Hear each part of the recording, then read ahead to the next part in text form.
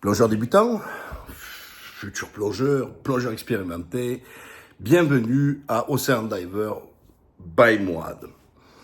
Alors, cette chaîne unique au monde vous permet d'une part à connaître les différentes destinations de plongée avec toutes les explications nécessaires, tant en fonction de votre niveau, est-ce que c'est bon, pas bon, est-ce que le côté, deuxièmement, le côté financier, le coût, ce qui vous permet d'arbitrer entre les destinations.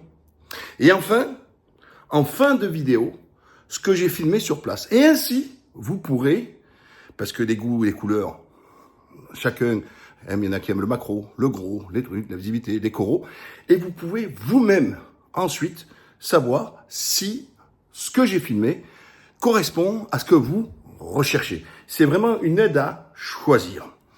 Mais il n'y a pas que. Il y a aussi le fait que je vais multiplier des vidéos sur du conseil qui vient en complément de vos formations traditionnelles. Quelle que soit la structure que vous choisissez, où je rappelle que tous ont une formation de qualité. Il n'y a pas de compétition, c'est tous des fans de la plongée. La différence se fait sur quelques deltas. Et puis, je rappelle encore, surtout pour ceux qui sont CIMAS français, les autres structures sont des structures de fun dive, c'est-à-dire de loisirs. Voilà. Et CIMAS, c'est beaucoup plus sportif. Ça ne veut pas dire que c'est pas fun, mais ça veut dire que c'est sportif.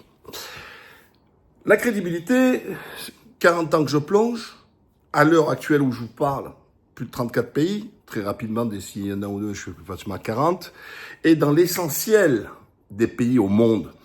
Bien sûr, il y aura, pour les grands pays, plusieurs types de vidéos. Ben oui, je peux pas faire une vidéo seulement sur l'Indonésie. Voilà. Donc après, je vais décortiquer. Komodo d'un côté, par exemple, Lambabuajo, Momer.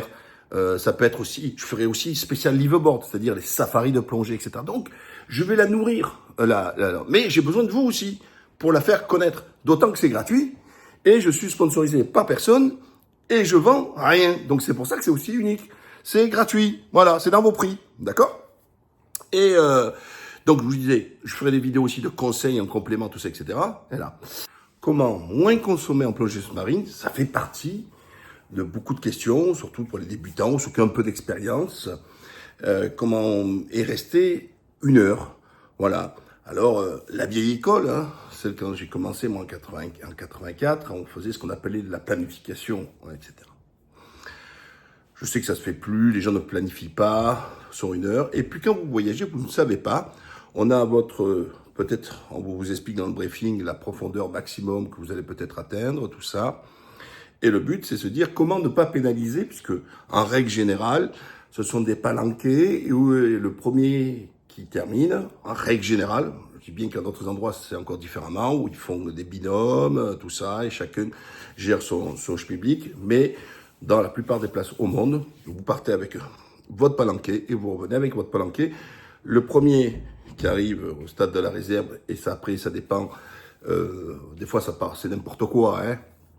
Il y a des endroits où il plafonne, il dit ouais c'est maximum 45 minutes ou 50 minutes la plongée. Mais pourquoi 45, 50 minutes, c'est n'importe quoi ça. C'est vraiment débile, d'accord.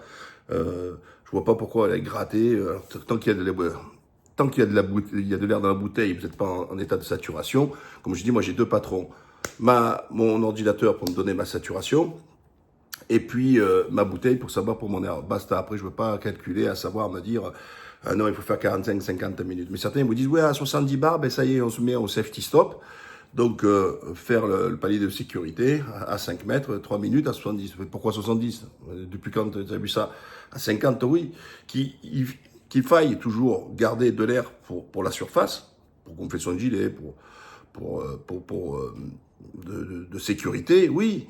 Mais c'est bon, si vous faites votre safety stop à 50 bars, ça suffit largement. Hein, vous allez remonter peut-être avec 30 bars ou 35 bars en surface, ou même 25 bars, 20 bars, mais ça suffit largement. Alors, maintenant, on va entrer dans le vif du sujet. Pour faire de l'économie, je vais vous donner donc les 2 axes, hein, parce que c'est 2 questions différentes. Déjà, pour faire de l'économie, une règle number 1, et qui hélas n'est pas assez dite, c'est le juste poids. Le problème, c'est qu'il y a des formations depuis qu'il y a le gilet. À mon époque, quand il n'y avait pas de gilet, tout ça, il fallait mettre le juste poids. Le juste poids, ce qui vous évite de jouer chaque fois à mettre de l'air dans votre gilet. Mais comment ça se passe? Vous descendez, vous videz au fur et à mesure votre gilet. Souvent, les gens, ils vident tout. Et puis, quand ils arrivent en bas, ils voient qu'ils vont trop vite. Ils remettent un air. Donc, ça fait 2 fois que vous utilisez votre gilet pour trouver votre flottabilité. Même si je suis instructeur, que j'ai appris là-dessus, c'est pas mon école, celle-là. Moi, mon école, c'est le juste poids. Pourquoi? Mettez un sac à dos. Vous le mettez vide. Et vous marchez. Vous verrez à la vitesse où vous pouvez aller et l'état d'essoufflement. Mettez du poids dedans. Ah, vous allez peut-être moins vite. Et si vous voulez maintenir la même vitesse, vous allez vous essouffler. C'est exactement la même chose en plongée sous-marine. Exactement la même chose. Le surpoids n'est pas bon. Voilà. Il faut être au juste poids. Donc, à vous, moi, c'est vraiment à 300-400 grammes près. Hein. C'est toujours très fixe. Je suis très dur. Donc, je vais tester selon les mers, hein, parce que ça dépend du taux de sel, etc. C'est sûr que si vous êtes en mer Rouge, vous imaginez, en mer Rouge, il faut donc mettre plus de plomb que quand vous étiez en Méditerranée, au Pacifique, Atlantique, etc. Parce qu'il y a plus de sel. Et donc, si vous mettez déjà, il y a plus de poids pour couler, mais en plus, vous surchargez parce que vous aimez bien par facilité, je dis non, c'est absurde. Ensuite, on fait déjà l'économie. Quand vous êtes là à gonfler votre gilet, pourquoi vous appuyez dessus? Non, vous gonflez avec la bouche avant de partir. Vous gonflez votre gilet, c'est déjà de l'économie. C'est l'économie d'air. Il n'y a pas de mauvaise économie, comprenez bien. Il n'y a pas de mauvaise économie. C'est un ensemble de choses qui fait que vous allez faire de l'économie d'air. D'abord, je vous parle d'économie d'air et après, je vous expliquerai comment rester 1 heure. Donc, on va garder là-dessus. Le bon poids. Utilisez au maximum plutôt son air que utiliser l'air que vous allez mettre dans le gilet. Quand vous êtes au bon poids, en bas, vous n'êtes pas obligé de remettre un peu d'air, parce que là, vous pouvez pas souffler. Ouais, bon, enfin, c'est un peu plus compliqué, mais de mettre de l'air. Non, si vous mettez le bon poids, vous n'avez pas besoin de toucher votre gilet. Moi, en règle générale, ce que j'aime, quand je peux, tout ça, etc., selon les endroits, c'est que je pars en négatif et je reviens en négatif. Qu'est-ce que ça veut dire? Ça veut dire que quand je vais dans l'eau, je vais déjà sous l'eau. Pour ça qu'il est important, le check, de bien checker que votre bouteille soit bien ouverte, hein. Donc ça aussi, je reviendrai plus tard là-dessus, puisque beaucoup rentrent dans le confort, à faire confiance quand vous voyagez, où ils font tout pour vous, ils ouvrent la bouteille, ils font ci, etc. C'est pas bon. Faites-le vous-même. C'est pas du service. C'est pas vous rendre service. Faites tout vous-même. Enfermez-vous. Je vous expliquerai comment il faut faire dans sa bulle. Checkez vous-même tout. Vous aurez jamais de mauvaise surprise quand c'est vous. Si vous vous concentrez et vous restez toujours une routine. Voilà. C'est la routine qui est importante. Et la bouteille, c'est moi qui l'ouvre. C'est moi qui je la recontrôle moi-même de ce que j'ai ouvert. Imaginez, etc. Parce que c'est mes réflexes. Hein. La première chose, avant de m'enlever, je revérifie que ma bouteille est bien ouverte. Voilà, ça c'est obligatoire. Après, je peux commencer à mettre mon gilet, tout ça. Mais c'est la première des choses à faire. Donc déjà, vous faites un peu d'économie d'air. Vous ne vous rendez pas compte, mais quand vous mettez un peu d'air de votre gilet, vous videz un peu votre bouteille, ce qui est normal. Ensuite, fin de votre plongée, souvent il y en a qui utilisent encore, je ne sais pas pourquoi, mais ils utilisent encore. Voilà, première des règles. Donc le bon poids. Ensuite, c'est dormir. La plongée sous-marine, c'est Netflix. C'est vous arrivez, vous regardez. Donc on se relâche, on dort, d'accord? Moi, j'aime bien, même cette position, je l'aime pas, j'aime bien rester avec les bras devant, ouais, complètement détendu, voilà, sur le ventre, comme ça, détendu. Pourquoi?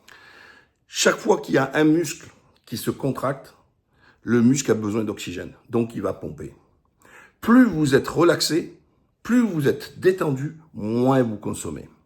Donc ça, c'est la règle la deuxième, la plus importante. Se relaxer. Ensuite, évitez le parasite. Qu'est-ce que le parasitage? Le yo-yo, je monte, je descends, je pars là-bas, je cavale. Non. On prend un rythme de croisière. Pour ceux qui font un peu le footing, ils vont comprendre ce qu'on appelle être en aérobie. Donc, c'est quoi? C'est se dire, je vais à une vitesse quand on marche ou on court qui me permette de parler. Donc, ça veut dire que je suis à l'aise. Donc, il faut trouver votre palmage, voyez, avec ce timing, moi j'ai toujours un même truc. Même s'il y a un autre qui me dit, il y a quelque chose là-bas, c'est pas grave. Je garde le même timing. Si je l'ai loupé, c'est pas grave. Si je l'ai vu, tant mieux. Mais je ne vais pas accélérer. Je vais pas faire le yo. C'est pas du fractionné où je monte mon cœur, je redescends, je monte mon cœur. Chaque fois que vous changez, que vous mettez du gaz, vous allez consommer, etc. Et en plus, tout dépend de la profondeur. Parce que je vais pas me substituer à vos cours. Vous savez que plus vous descendez profond, plus il y a la pression et plus vous consommez. Pour ceux qui ont le luxe d'avoir un bon ordinateur qui leur donne les consommations, etc., que vous transformez sur un dive log et tout ça, etc. Vous pouvez voir, avec dessus, vous avez votre consommation. Vous pouvez la calculer. Vous prenez par exemple, vous voyez, vous avez la profondimètre, tout ça. Vous prenez par exemple, vous êtes à 30 mètres, vous regardez à 1 minute, si vous êtes resté par exemple 2-3 minutes, 1 minute, combien vous avez consommé. Et ça va vous donner aussi, parce qu'il faut apprendre aussi sa consommation. Donc, c'est vraiment ça, c'est encore un plus, hein. Mais c'est se dire, ouais, bah, à telle profondeur, je consomme tant et tout. Ce qui va vous aider tout à l'heure, quand je vais venir évoquer l'histoire d'1 heure, c'est connaître votre consommation entre à 10 mètres, à 15, à 20, à 30, à 35, à 40. Il faut le savoir. Parce que on vous apprend combien de temps maximum avant de tomber en saturation, mais on vous apprend pas combien de temps avant que vous consommez la totalité. Donc, ça. Donc, on a évoqué éviter le parasitage. C'est quoi aussi le parasitage? C'est apprendre à avoir une bonne flottabilité. Vous apprenez la plongée sous-marine. Ok, apprenez. Moi, je vous le dis, je trouve débile des gens qui ont 8 plongées, 6 plongées, 10 plongées, qui sont déjà avec votre caméra. Vous vous rendez pas compte de ce que vous faites. Mais vous êtes complètement à côté de la plaque. Apprends d'abord à savoir bien faire ce que tu veux et monter, descendre avec son air, savoir anticiper parce que le temps de surface n'est pas le temps sous l'eau. C'est-à-dire qu'ici, il y a un obstacle, d'accord, je suis ici, je suis en rase-motte. Ah ben, il faut, après votre cerveau, il va le faire tout seul, hein. Voilà, paf, je prends de l'air, je bloque mon air, je commence à monter. Dès que j'arrive ici, pouch, je vide mon air parce que quand je vais arriver ici, je vais pouvoir redescendre. Ça, après, votre cerveau, il va le faire tout seul parce qu'il a l'habitude. Il calculera pas tout ça. Il faut que vous arriviez à un moment donné où c'est votre cerveau qui sait ce qu'il a à faire. Quand vous apprenez, pour ceux qui ont le permis, c'est plus facile pour le comprendre. Au départ, vous sortez le permis, vous réfléchissez. Vous êtes là, concentré, vous parlez pas aux gens, non, première, deuxième, troisième, quatrième. Tout ça, vous le calculez. Même si maintenant, on a plus de voitures automatiques. Mais pour ceux qui ont connu la boîte avec la boîte mécanique, c'est ça. Mais après, vous pouvez parler à quelqu'un au téléphone, vous avez quelqu'un là, vous pouvez regarder là-bas. Et de façon mécanique, vous allez passer la vitesse. Au bon timing, d'accord? Au bon timing, vous n'êtes pas obligé d'entendre et tout ça. Eh ben, c'est exactement la même chose pour la plongée sous-marine. Quand vous êtes en circulation, vous gardez toujours le même palmage, comme je vous ai dit. Toujours essayer d'être le plus bas possible. S'il y a un obstacle, savoir quand prendre et garder l'air pour pouvoir monter, etc. Là aussi, si vous avez pris votre rythme, comme je vous ai dit tout à l'heure, vous allez apprendre votre rythme de consommation. Et donc, il va être de prendre le temps de prendre son air. Gardez un petit peu, videz. Comme quand vous faites votre footing, votre rythme, d'accord, de respiration. Vous prenez exactement la même chose. Vous ne devez pas être essoufflé. Vous comprenez bien? Ne jamais être essoufflé. Donc, il faut trouver votre timing. Alors, on me dit, ouais, c'est trop facile ce que tu racontes. Si le guide, il va fort. Mais vous savez quoi? Le guide est responsable de vous. Donc, s'il va trop vite, ou vous lui faites signe d'aller tranquille, d'accord? Après, la prochaine, quand vous sortez de l'eau, lui expliquez, dire, oh, tu vas trop vite, s'il te plaît, est-ce que tu peux aller moins vite? Ça, c'est la première des choses. Deuxième des choses, c'est pas grave. À un moment donné, s'il fait son job, il va regarder derrière. Il va voir que vous êtes à la traîne, etc. Et c'est là qu'il vous regarde et vous dites, oh, calme-toi, va doucement. D'accord? Donc, ne pas être tributaire du rythme du guide. Le guide, lui, il plonge tout le temps, il consomme moins parce qu'il a l'habitude, il a l'expérience, tout ça, etc. Il connaît son lieu et compagnie.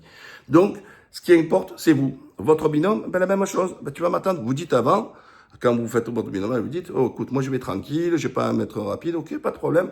Et restez ensemble avec votre binôme, donc l'information. Ne stressez pas. N'allez pas sur celui qui va aller au plus rapide, parce que vous allez consommer. Donc, pas de trucs bas, parasitage, on part dans tous les sens, j'en vois, ils sont tout excités, surtout les jeunes. Monte, descente, mais tu vas où là? Tu vas où? Calme-toi. Pareil, vous êtes à 25 mètres de profondeur. on voit peut-être à 5-6 mètres une manta qui passe ou quelque chose. Oh, faut pas y aller. On reste. Tant pis pour vous. Mais on va pas faire le yo-yo. Vous vous rendez compte ce que ça demande à faire le yo-yo? Non, pas grave, on regarde, etc. La vidéo, je reviens là-dessus. Comment, si tu ne maîtrises pas ta flottabilité, comment tu peux t'avoir? En plus, souvent, je les vois avec des tiges, avec le bâton qui tient la GoPro comme ça. Ils sont là. Mais vous êtes fada. Vous êtes complètement fada. Parce que, à la fin, vous vous concentrez sur la vidéo. Et sachez que même si vous avez de l'expérience, quand on prend de la photo ou de la vidéo, on consomme plus que quand on n'en prend pas. Pourquoi? Parce qu'on n'est plus concentré sur son timing, on est concentré sur ce qu'on est en train de filmer. Eh oui.